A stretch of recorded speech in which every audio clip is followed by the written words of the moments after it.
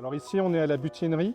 Donc il y a un lieu qui est né sur Villeurbanne en 2023 et l'objectif c'est un lieu où on va croiser un refuge de biodiversité avec des éléments de pédagogie et de sensibilisation à l'environnement, notamment sur des classes dehors. L'intérêt en plus de cette butinerie c'est de sensibiliser la population urbaine puisqu'on est quand même en plein cœur de Villeurbanne.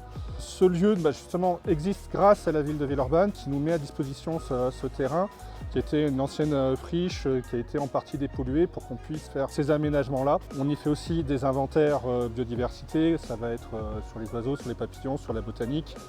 Des éco-chantiers comme aujourd'hui pour pouvoir favoriser la pousse, la revégétalisation, puisqu'on s'inscrit aussi dans tout ce qui est la politique revégétalisation de la ville. L'idée, c'est de créer les meilleures conditions pour accueillir de la nature sauvage en fait. Donc la flore sauvage, qui a des plantes qui s'installent toutes seules, c'est un îlot de nature. Plus il y a d'espèces pour la flore ici, plus on pourra accueillir d'insectes et du coup qu'on ait un maximum de biodiversité. Mais quand on est dans des espaces comme ça, donc c'est quand même très végétalisé, on a de la prairie, on a planté beaucoup d'arbustes, puis voilà, on a des platanes au-dessus, il y a des arbres. Clairement, ça participe à rafraîchir la ville en fait. On sait qu'en été, maintenant, il y a des canicules, il y en a de plus en plus. C'est un effet vraiment réel qui a été mesuré, de plusieurs degrés, de 5-6 degrés même, quand on est autour de parcs, pour, au moment des canicules, baisser les pics de chaleur. Donc ça bénéficie aux immeubles qui sont autour. Ça a un rôle aussi, effectivement, pour la pollution de l'air.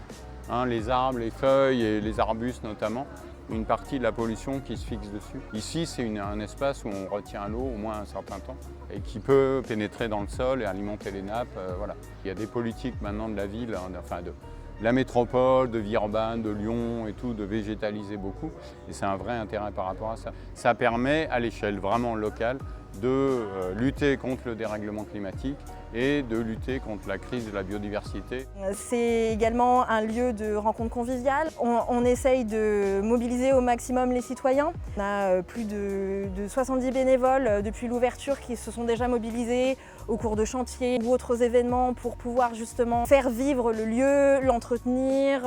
Ça permet de créer du lien. Ce lieu, c'est également un lieu pédagogique où on a la chance et le privilège de pouvoir accueillir des publics scolaires notamment, pas que, mais entre autres.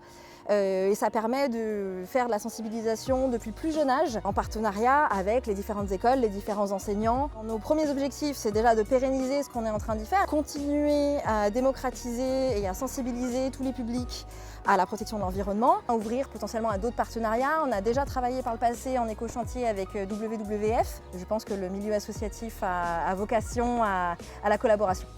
On l'a bien vu pendant la période Covid, et quelque chose qu'on avait sous-estimé pour la population. Donc oui, très clairement, il faut qu'il y ait d'autres espaces type butinerie qui se développent dans les zones urbaines. Ça peut être que bénéfique.